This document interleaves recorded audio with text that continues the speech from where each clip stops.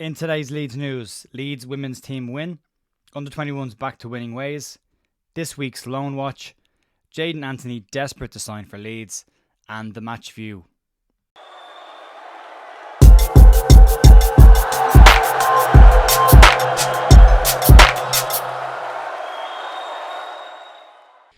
Hiya folks, Jer here on September 4th with your Leeds United news. It's pretty thin on the ground and I'm hopeful this won't be the case every day going forward. This is the first set of news videos that we'll be doing in the 49ers era of silence.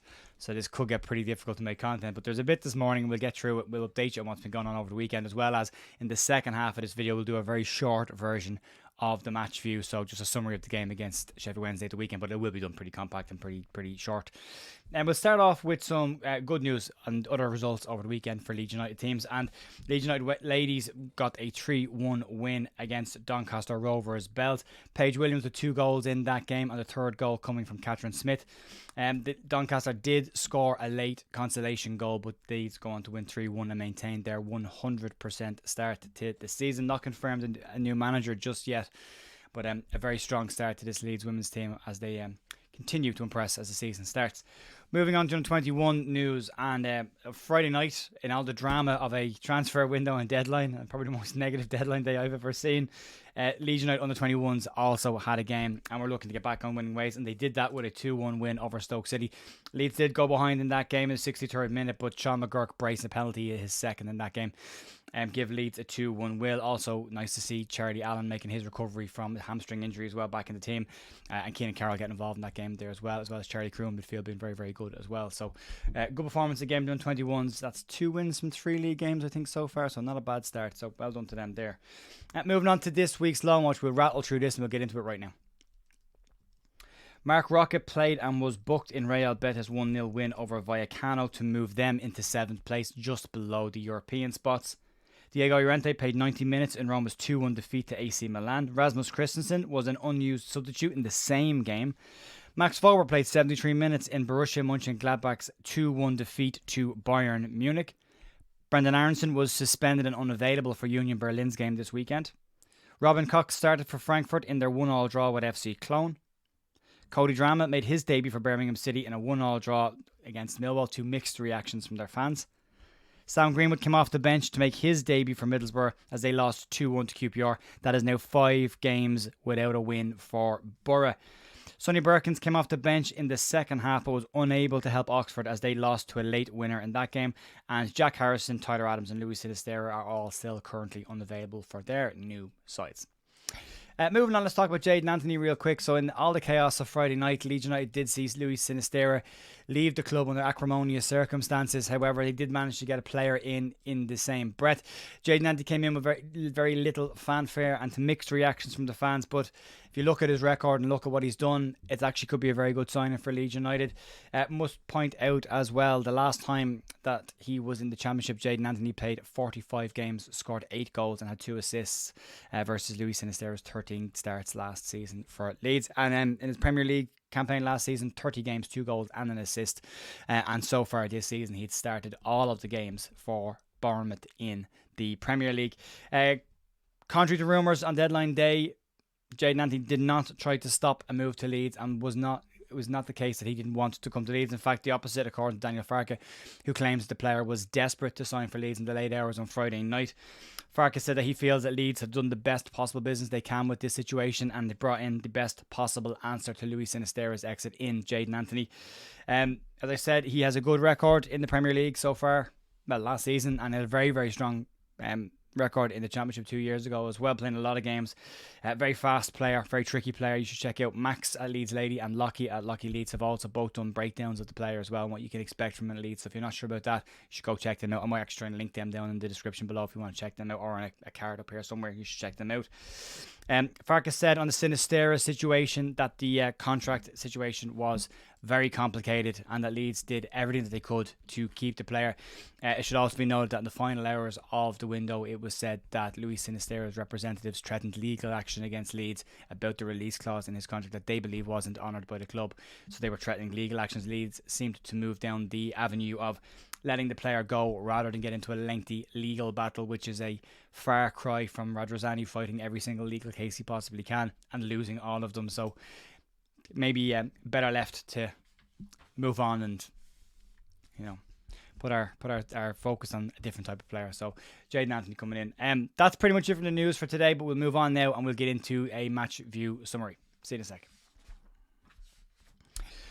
Right, Leeds United 0, Sheffield Wednesday 0 in what was a frustrating affair for Leeds United, but there are some positives to take out of it. Before we get into panic mode and start talking about the league being gone and not finishing the playoffs and everything else like that, it should be pointed out, if you look at the league table last season, Burnley were in the bottom half of the table with one win at this point and went on to win the league pretty comfortably as well. Middlesbrougugh were second from bottom, I think, at this point as well, and managed to push to get to the playoffs as well. So, there's a lot of football left to be played, and I think we'll see a better version of Leeds United after the international break. I'm not going to go into blow by blow minutes here. We'll try and keep this short and concise, but what I will say is there are some positives and some negatives to take from that game. And funnily enough, although I was very frustrated watching the game, the negatives I think will ultimately become positives in the future, if that makes sense. Starting with the positive stuff and going through it, the possession that Leeds had and maintaining the usage of the ball I thought was really, really good. Leeds kept the ball well. Not the cleanest of passing displays from Leeds. However, they did manage to keep the ball against a frustrating Sheffield Wednesday side who just made it really sloppy and compact in the middle of the park. Leeds did very well in the first half to pass out from Sheffield Wednesday's press, which was a really good thing to see because we have struggled in the past trying to get out against teams that have pressed us, especially even last season, the Premier League. So that's very positive as well. One of the big things for me that Leeds have struggled with over the last 18 months has been the transitions from attack to defence. So it's when we lose the ball, getting back behind the ball as quick as we can, which we used to do reasonably well in the Championship under Bielsa, not so well in the Premier League. But something Leeds haven't done particularly well. And it was great to see Leeds actually being able to do that, get bodies back behind the ball, especially in the first half, and cut out the attacks from Sheffield Wednesday. Movement in the wide areas I thought was very, very good. The link-up play between Shackleton and Nonto I thought was really, really good on the left-hand side. I've had some people disagree with me, but from, again, listening to people in the know and watching people talk about the game, those who seem to know a lot about football seem to think that there was a very good link-up play there. I thought so as well. I thought the link-up play was very, very good, considering Shax is not a left-footed player. I thought him going on the inside and Nonto on the outside gave Leeds options. There needs to be more kind of a chemistry built up between the players there as well. Sam Byron and Dan James have looked close on a couple of occasions to connecting really, really well on that left hand side, but again, it just takes practice and more and more time together before that becomes smoother. Also when we had to bypass the press, I thought we did it quite well. When we had to go diagonally, I thought we did it reasonably well as well into the corners. And then Jed Spence, when he came on, I thought was excellent for Leeds. I mean, you look at the numbers that Jed Spence pulled in a very, very short amount of time. It was an excellent performance from him. I think he had the approach of, if I can't go around you, I'll go straight through you, which was good to see as well. So I think it's a definite upgrade there as well. The biggest thing for me to point out is Ethan Ampadu's recovery play. And every ball that gets pulled back to the edge of the box, if you go back to last season, and even areas before the season before, the amount of goals Leeds conceded with balls to the end line and then cut back to the edge of the box and then someone attacking it, you now see the advantage of a proper central defensive midfielder. Under Tyler Adams, he was always a couple of yards off of people, but we didn't necessarily notice it, that was the issue. But if you look at Ampadu, the amount of toe pokes and little nicks he gets in on the ball in and around the edge of the 18-yard line just to stop players from getting on the ball, or he's the one getting his body in the way, is exactly what a central defensive midfielder should be doing. He's there to protect the back two. They're there to minimise shots on our goalkeeper, which they did to a good extent. Yes, it's a poor side in Sheffield Wednesday, but you've got to start building blocks somewhere at some point. And Leeds would have been expected to try and keep a clean sheet against Sheffield Wednesday, and we did. So that's massively positive for me. In terms of the negative stuff, or at least the areas to work on, the biggest one was obviously the lack of a cutting edge in the final third of the pitch, and that comes down to, we can say it's a lack of a number 10, and I believe to a degree it is a lack of a number 10 that doesn't help us, but there's other ways around that as well. If you look at how slow Leeds build-up play was when we were transitioning from defence to attack, and after Wednesday had attacked, it was very slow. There was lots of touches, too many touches for me. There was too many short passes. We weren't direct enough in the wide areas to get the ball up the pitch quickly. And what that means is the slower your build-up play, the easier it is for a defence to get their 2 blocks of 4 in behind on the edge of the 18-yard line and make a low block. So if you want to stop a low block from happening, you've got to get out quick and you've got to break quick. I thought we did a little bit better when Spence came on, but up until that point I thought it was pretty slow build-up. Chris Somerville in the first half specifically took an awful lot out of the ball, slowed the game down, didn't release the ball early enough when he could have, when he had options for players to get in behind. And then when he did, he left his shots a little bit, passes a little bit short as well. So Cree needs more games, and he'll get better the more games he plays. It looked like rustiness to me yesterday, to be honest about it. The quality in the passing wasn't great across the first half, particularly. We left a lot of balls short. We need to get that. It was the same against Salford as well. I don't know, we're expecting the ball to carry more on the pitch, and it just didn't, but that needs to be sorted out as well. And then the other issue as well with a low block as well, if you're looking for creativity against the low block, it can be pretty tricky. But there's got to be movement from the front players, and we were very static when we did get to the ball to the edge of the box. We had a left winger, a right winger, a 9 and a 10, and we kind of just kept passing around. There needs to be crossovers, there needs to be movement there, and that wasn't there yet. But again, that's something that will come with more time. And then Georgina Rutter as a number 9. The situation here for me is Joel Perot's a number 9. I know Daniel Farkas said he likes him to come from deep, but he's a number 9. He's a goal scorer. He's a scorer of goals. That's about what he's done in the championship.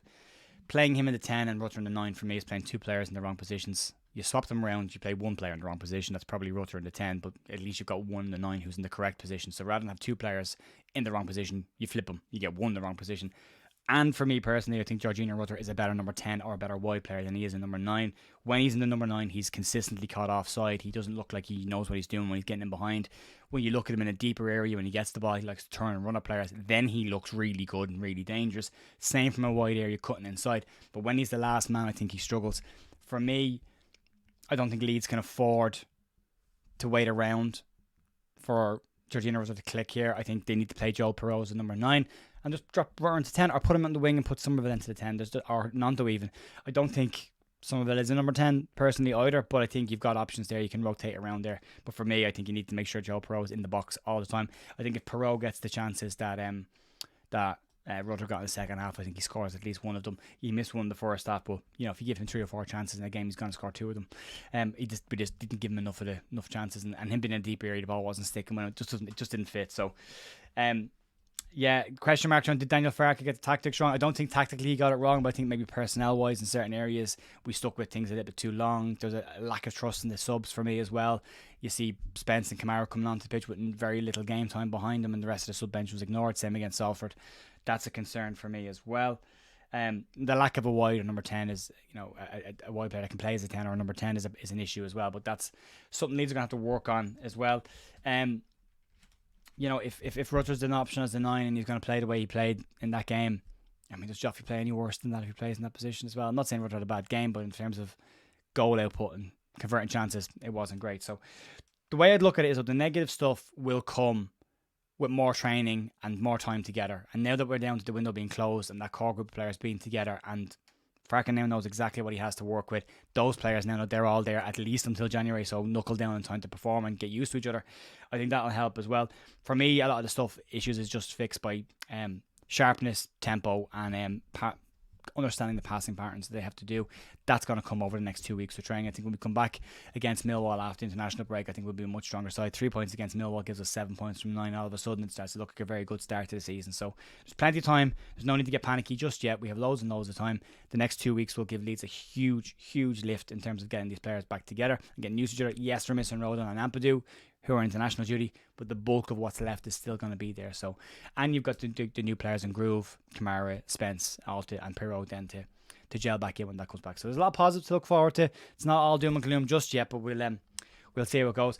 That's going to be it for me today, folks. I will leave you go there, and I'll be back tomorrow morning with more Leeds news. Hopefully some more Leeds news. Have a great day, and I'll talk to you then. Bye.